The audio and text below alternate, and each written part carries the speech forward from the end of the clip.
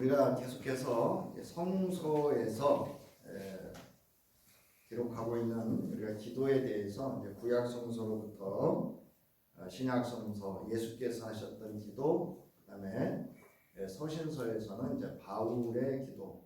오늘은 서신서 중에도 아주 권위가 있는 이 야고보서에 있어서의 야고보가 말하는 기도에 대해서 우리가 살펴보고자 합니다. 우리가 교회론을 위해서는 사도행전 후에 로마서, 즉 바울의 서신이 이제 앞으로 이렇게 배치가 됐습니다. 그러나 그 이전에는 바로 야고보서, 베드로전서 이렇게 사도들, 그 당시에 예수 그리스도를 따랐던 또는 예수 그리스도의 형제였던 야고보와 그의 사도들의 서신서가 앞에 배치가 되어 있었다고 합니다. 그래서 오늘은 이 야고보서에 있는 야고보가 말하는 기도에 대해서 살펴보고자 합니다. 자, 오늘 야고보서의 저자는 우리가 성서 공독은 하지 않았습니다만은 야고보서 1장 1절에 보면 이렇게 기록하고 있습니다. 하나님과 주 예수 그리스도의 종인 야고보가 세계에 흩어져 사는 12지파에게 문안을 드립니다. 해서 야고보서 1장 1절에 발신, 그러니까 서신서를 쓴 자와 이 서신서를 받아 읽는 수신자가 누구인지를 밝히고 있습니다. 이 야고보라고 하는 이름은 우리 신약 성경에 4명이 등장을 합니다. 그 4명 중에 바로 이 본 서신서의 저자로 유력한 사람은 바로 예수의 형제 야고보라고 봅니다. 왜냐하면 일반적으로 신약 성경의 저자들은 교회에서 인정을 받는, 오늘날로 말하면 영적 지도자들이거나 또는 복음 사역에 헌신적인 그런 충성된 그리스도의 일꾼들을, 그런 인물들을 봅니다. 그러므로 이 네 사람 중에 신약 성경에서 계속적으로 언급이 되어져 있고 또 그 교회의 지도자 위치에서 무엇보다도 예루살렘 교회에서 지도자 역할을 했던 예수의 형제 야고보를 본서의 저자로 유력하게 보고 있는 것입니다. 또한 사도행전 21장과 또 15장에 보면 15장은 이제 예루살렘 회의죠. 예루살렘 총회에서 야고보가 어떤 그 사안에 대해서 명확한 주제 설교를 합니다. 그때 썼던 그 어조 그리고 어휘 이런 것들이 본 서신서와 매우 이렇게 일치하는 면들이 있습니다. 그래서 이 야고보는 우리 화법이 매우 직설적이다 이렇게 볼 수가 있어요. 이렇게 해서 이런 추론들을 통해서 이제 본 이 야고보서는 야고보가, 즉 예수의 형제 야고보가 기록한 것으로 많은 성서학자들이 이제 이야기를 하고 있고, 또한 초기 교회의 교부들 또한 야고보서는 야고보, 예수의 형제 야고보가 기록한 것으로 증언들을 하고 있습니다. 자, 그 무엇보다도 이 야고보는 고린도전서 15장 7절에 보면 부활하신 그리스도를 직접 목격한 사람 중에 하나로 바울이 소개를 하고 있습니다. 또한 그는 12사도는 아니었지만 예수의 형제로서 사도들의 동료로 인정을 받았고, 앞서 말씀드렸듯이 예루살렘 교회의 또는 예루살렘 교회의 총회의 지도자로서의 역할을 했던 것으로 이렇게 함으로 해서 이 서신서를 기록한 저자는 바로 예수의 형제 야고보로 보고 있습니다. 자, 이 야고보서는 야고보서의 수신자들은 바로 흩어진 유대 그리스도인들입니다. 야고보서 1장 1절에도 열방에 흩어져 사는 유대 그리스도인들을 향한 쓴 서신서임을 저자가 밝히고 있기 때문에 그렇습니다.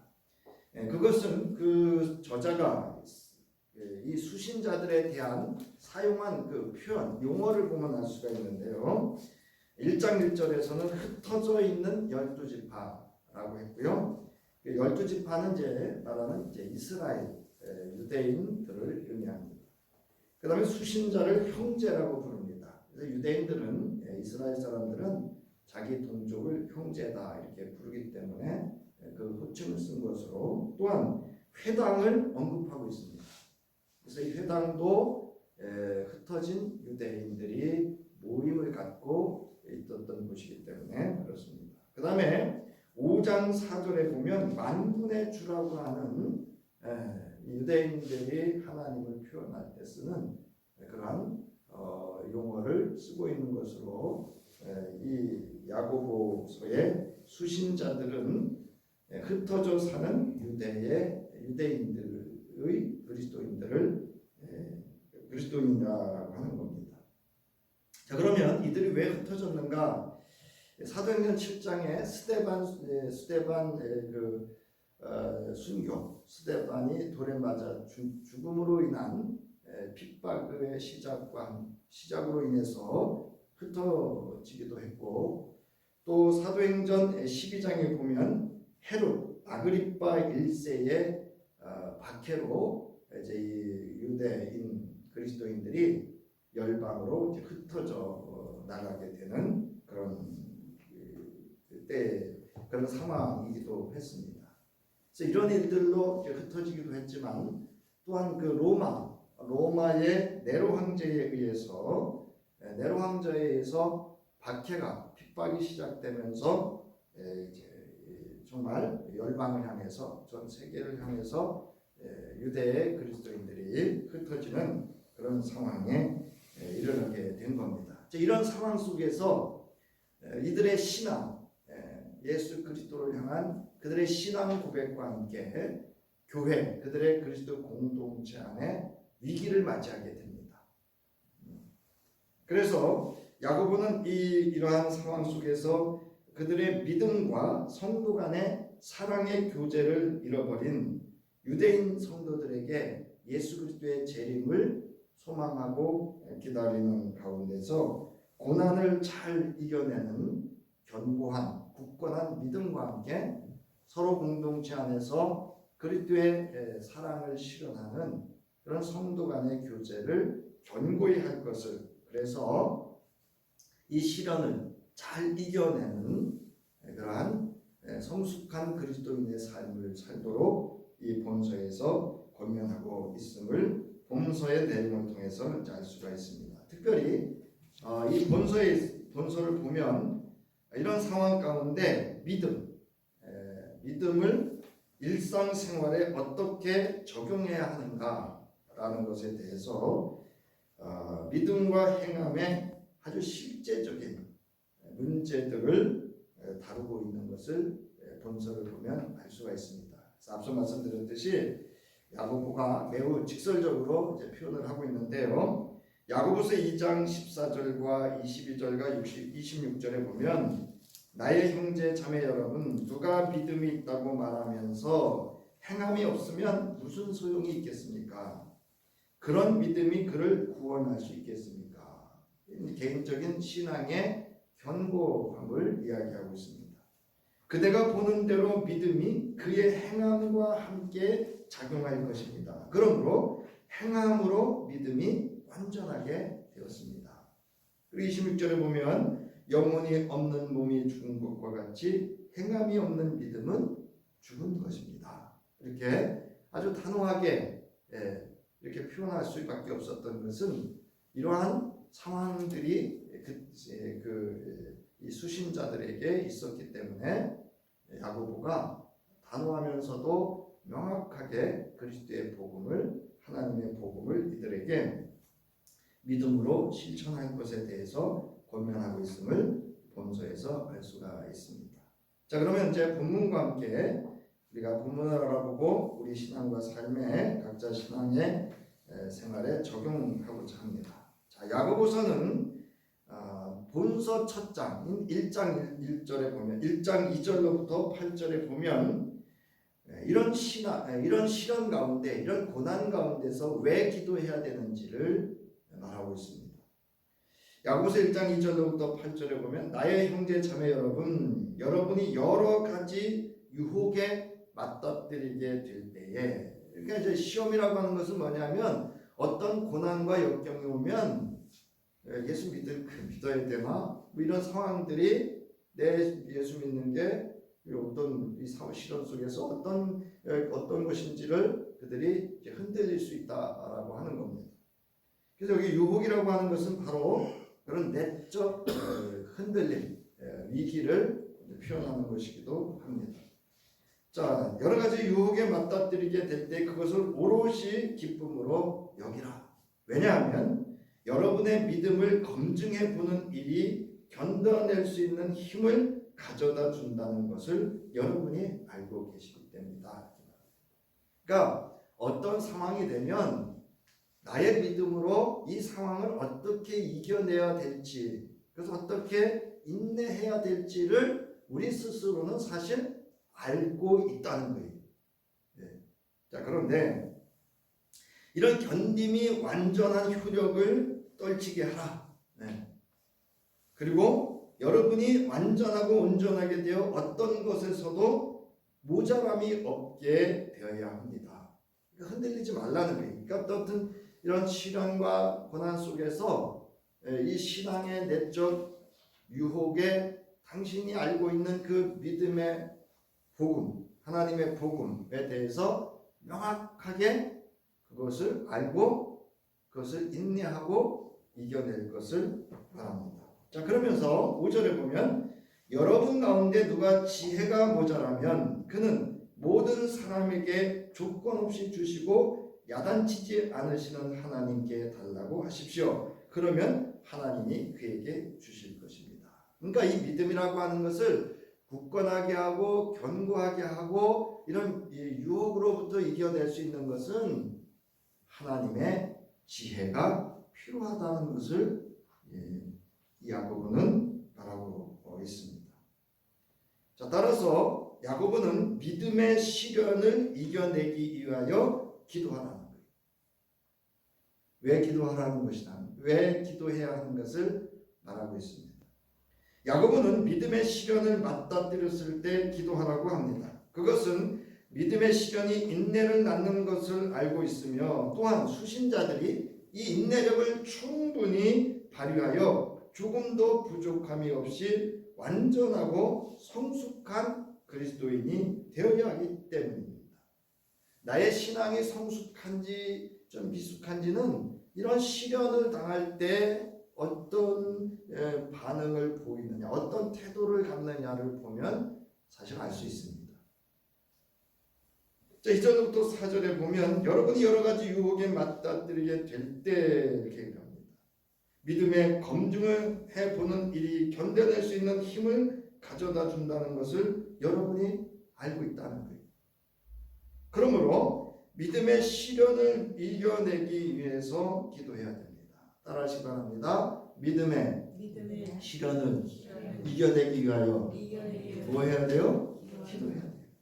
우리가 늘 기도해야 되는 이유는요, 언제든지 우리는 세상으로부터 우리를 유혹해서 시험에 들게 하는 상황들이 수시로 발생하기 때문에 그렇습니다. 자, 이러기 위해서는 시련을 맞닥뜨렸을 때 인내력을 갖고 이겨내기 위한 지혜를 하나님께 구하라 라고 야고보는 권면을 합니다. 우리 야고보서 1장 5절, 여러분 원고 4페이지 맨 위에 우리 함께 읽겠습니다. 시작. 여러분 가운데 누가 지혜가 모자라면 그는 모든 사람에게 조건 없이 주시고 야단치지 않으시는 하나님께 달라고 하십시오. 그러면 하나님이 그에게 주실 것입니다. 우리 머리는요, 안 쓰면 굳어집니다. 제가 지난주 뭐 이렇게 세미나 갔다 오고 뭐 이러면 이제 야외 예배 갔다 오고 이러면서 이렇게 말씀 준비나 기도문이나 이런 걸 안 썼잖아요. 어제 이렇게 저녁에 준비하는데요. 그래서 깨달았어요. 말씀도 그렇고 기도도 늘 해야 풍성해진다는 걸 알았습니다.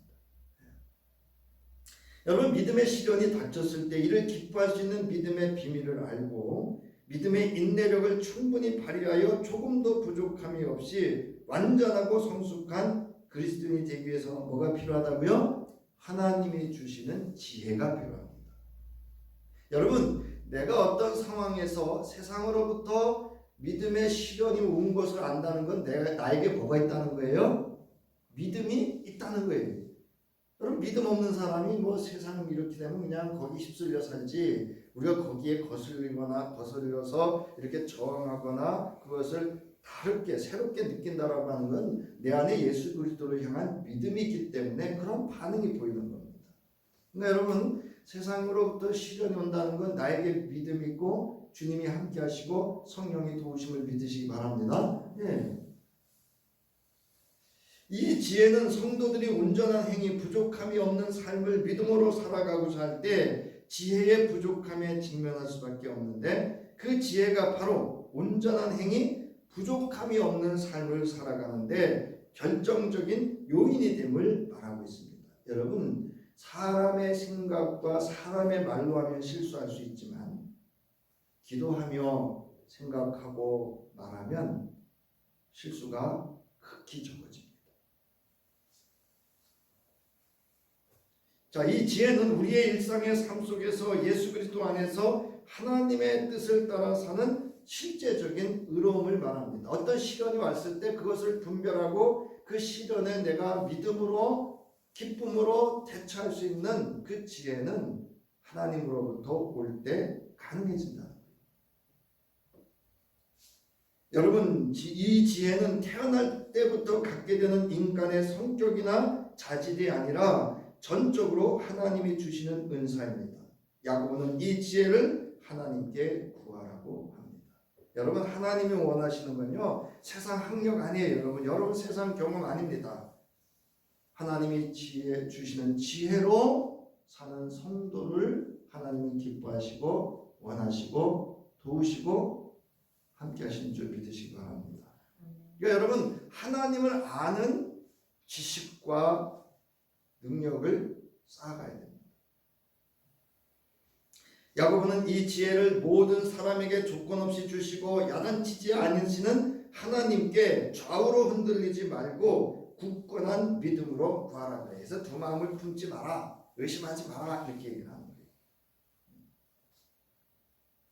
야고보는 그러면 하나님께서 지혜를 구하는 사람에게 아낌없이 지속적으로 그에게 주실 것이고 꾸짖지 아니하고 하나님께서 주실 것이라고 확신하고 지혜를 구하라고 말하고 있습니다. 하나님께서는 반복적이고 지속적으로 지혜를 구하는 사람들에게 결코 꾸짖거나 나무라지 않고 주시는 분이심을 강조하고 있습니다. 이러한 겉면은 시련을 당하고 있는 성도들에게 있어 큰 위로가 되는 말씀입니다. 하나님께서는 자신이 주는 지혜를 통해 시련 중에도 거룩한 삶을 사는 성도를 돕기를 원하시고 있음을 여러분 믿으시기 바랍니다. 우리 시편 118편 5절부터 9절 말씀 천천히 함께 읽겠습니다. 시작. 내가 고난을 받을 때에 부르짖었더니 주님께서 나에게 응답하여 주시고 주님께서 나를 넓은 곳에 세우셨다. 주님은 내 편이심으로 나는 두렵지 않다. 사람이 나에게 무슨 해를 끼칠 수 있으랴. 주님께서 내 편이 되셔서 나를 도와주시니 나를 미워하는 사람이 망하는 것을 내가 볼 것이다.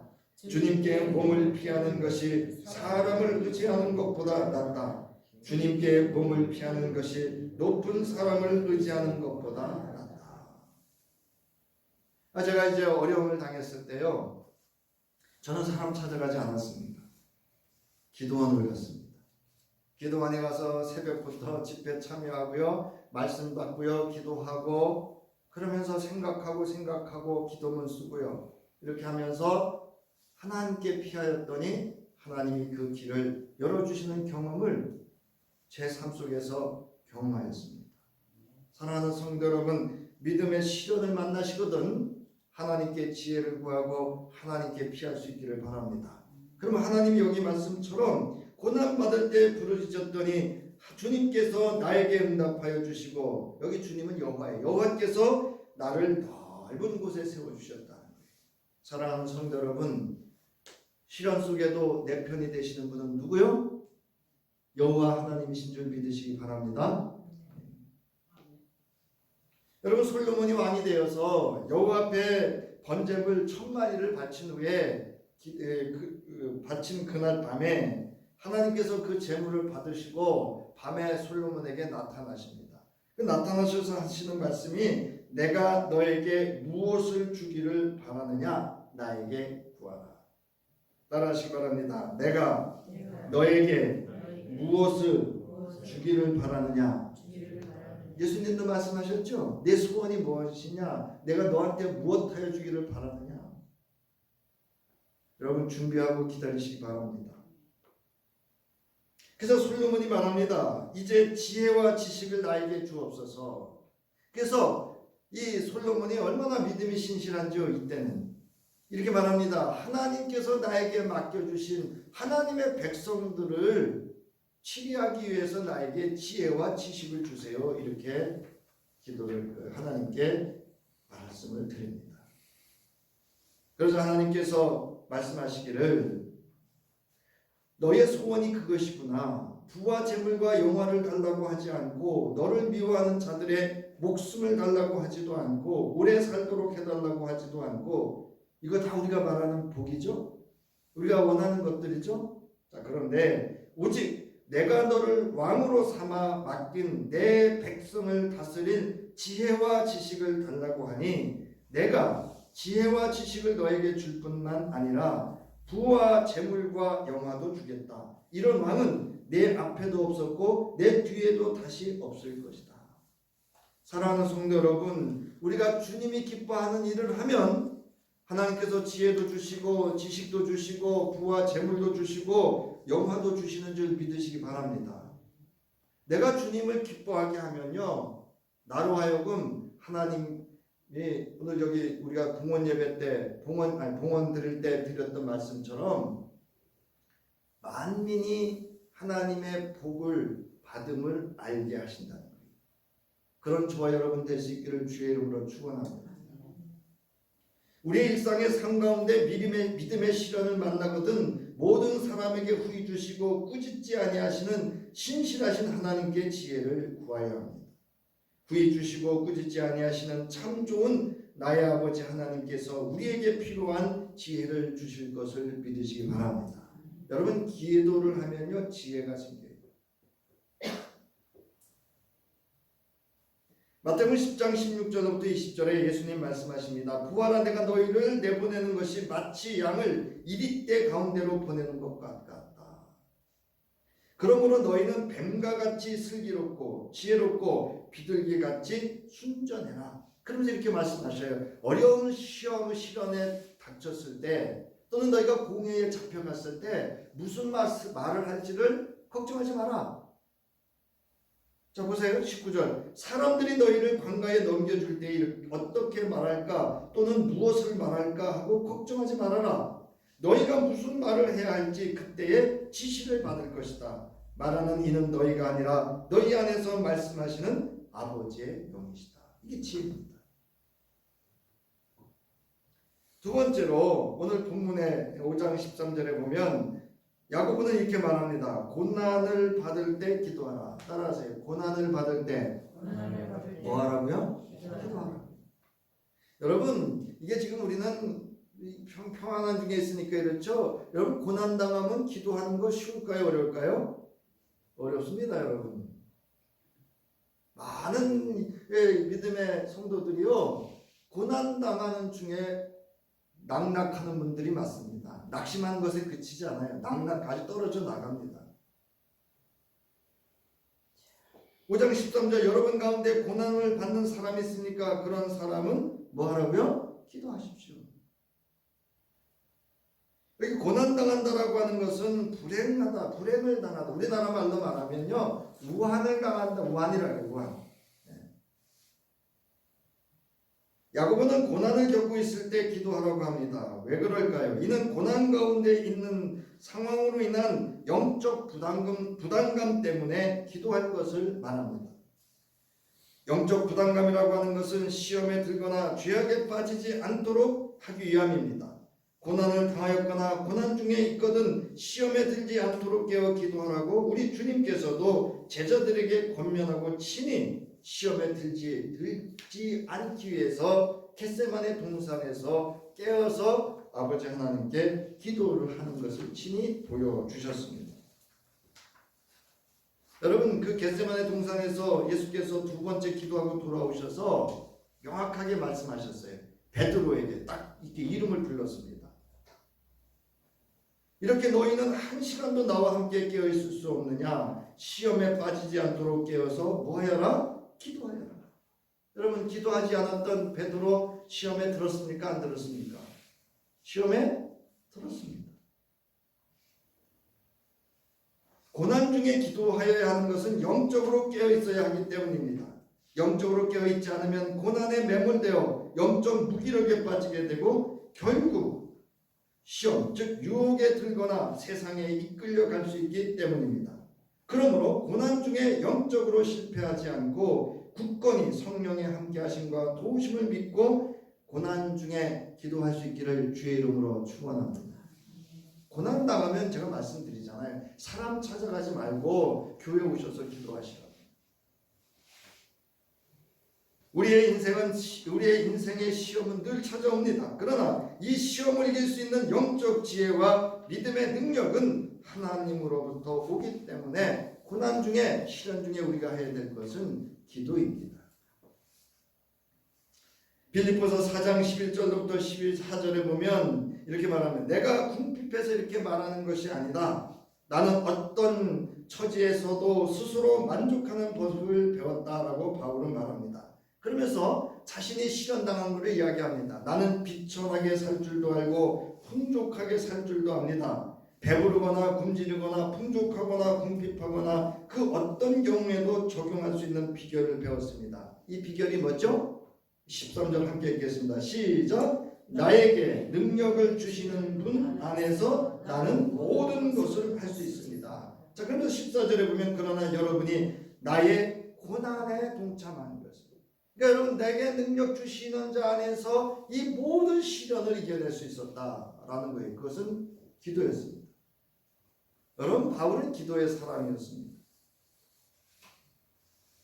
사랑하는 성도 여러분, 고난을 당하였거나 고난 중이거든 기도하시기 바랍니다. 그래야만 우리의 모든 형편을 아시는 성령께서 도와주고 새 힘주고 새 길을 열어주실 것을 믿고 기도할 수 있기를 바랍니다.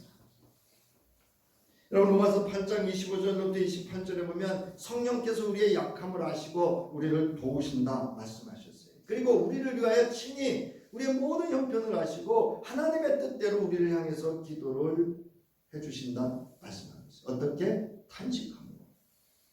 그러면서 바울은 로마서 8장 28절에 이렇게 말합니다. 하나님을 사랑하는 사람들, 곧 하나님의 뜻대로 부르심을 받은 사람들에게는 모든 일이 서로 합력해서 선을 이룬다는 것을 우리는 압니다. 그럼 선이라는 게 뭐냐는 거예요. 선이라고 하는 것은 여러분 따라하시기 바랍니다. 하나님이 보시기에 심히 좋았더라.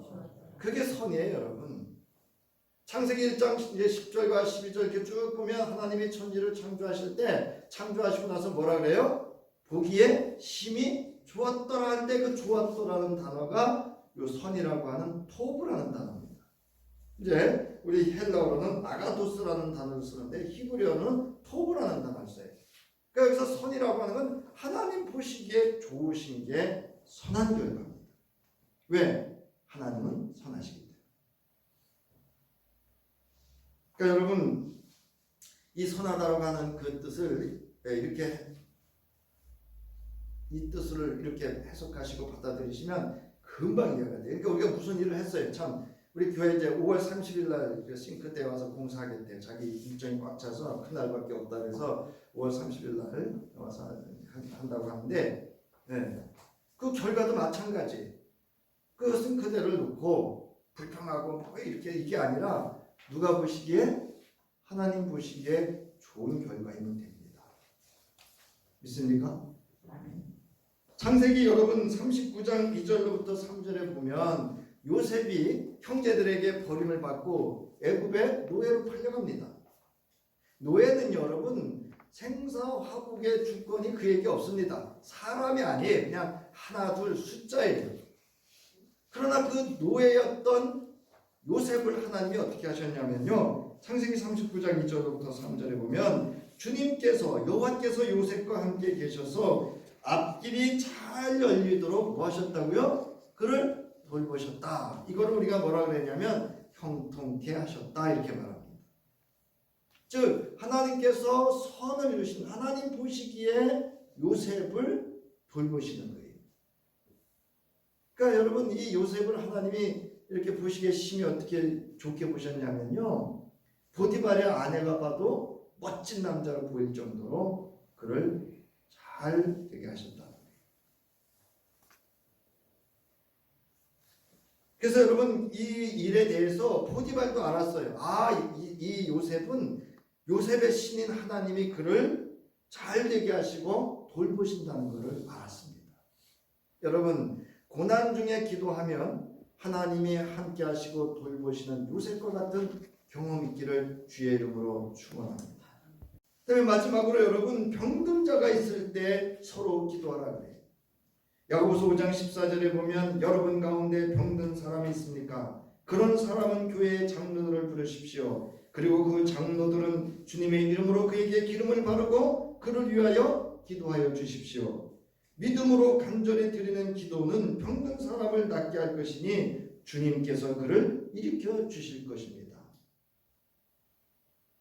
야고보는 공동체 내에 병든 사람이 있거든 그를 위하여 기도하라고 합니다. 왜냐하면 믿음으로 간절히 드리는 기도는 병든 사람을 낫게 할 것인데 그것은 주님께서 그를 일으켜 주실 것임을 믿기 때문이었습니다. 여러분 교회의 기도를 여러분 아주 능력 있는 기도인 줄 믿으시기 바랍니다.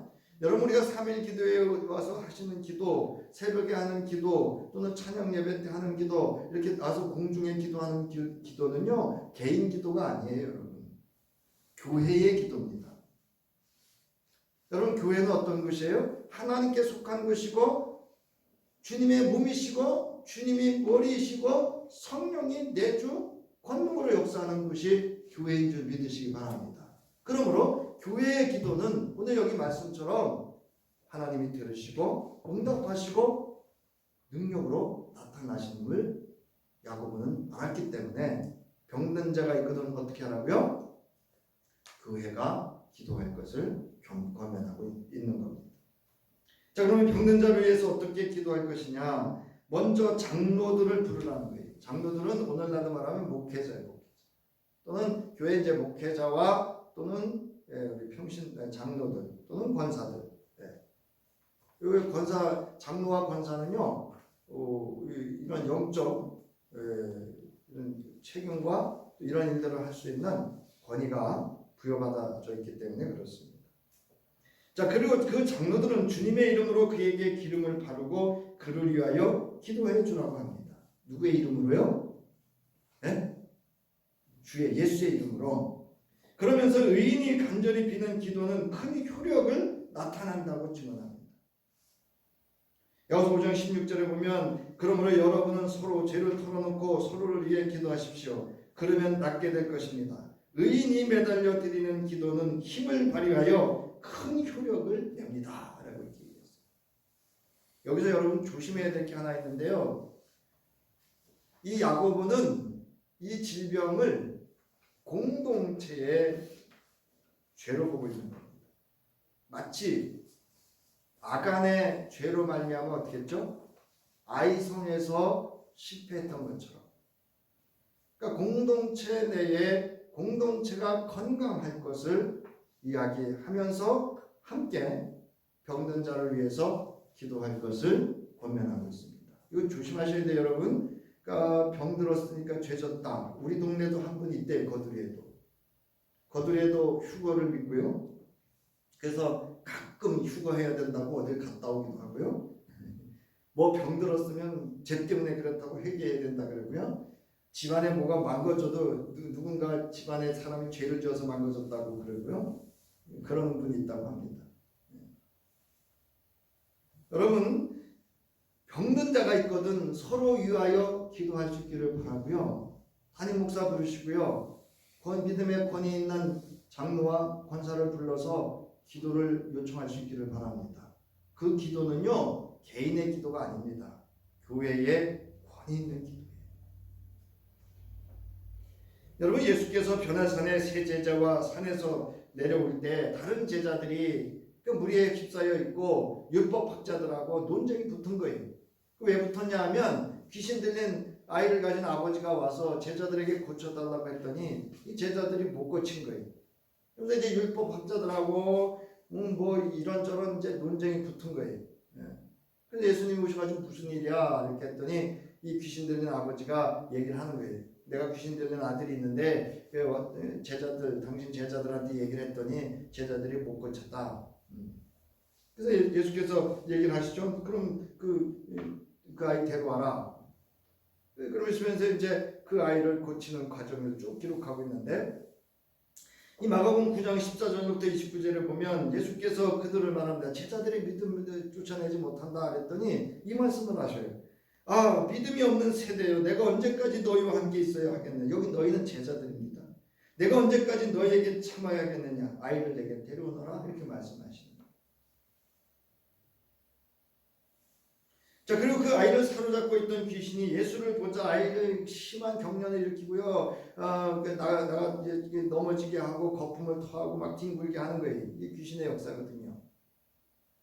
이제 예수께서 말씀을 하십니다. 그러니까 이 아이에 대해서 그 아버지가 이야기를 합니다. 어릴 때부터 귀신이 그 아이를 죽이려고 여러 번 불 속에도 던지고 물 속에도 던졌고요. 하실 수 있으면 우리를 불쌍히 여기고 도와주세요. 이렇게 얘기를 하는 거예요. 이 이야기가 이렇게 주들으면 믿음이 있는 것 같은데 믿음이 있어요, 없어요? 할 수 있거든. 믿음 없는 얘기입니다. 근데 오늘 우리가 이렇습니다, 여러분. 여러분, 기도가 왜 중요한가 하면요. 얼마 전에 말씀드렸잖아요. 제가 어려서 옥수수 먹고 체해가지고 죽은 눈이 고지 쓰고 이제 죽는 상황인데 어머니 말씀으로는 돌팔이 의사를 만나서 산사 뿌리에 참기름 고아가지고 먹였더니 살았더라는 거예요. 여러분 지금 돌이켜 보면 그게 누구의 은혜예요? 예? 하나님의 은혜예요. 저를 여기 목회자로 세우기 위해서 하나님께서는 그런 만남을 통해서도 치유하시는 거예요. 여러분 아무리 여러분 실력이 있어도요 고치는 건 여러분 하나님인 줄 믿으셔야 돼요.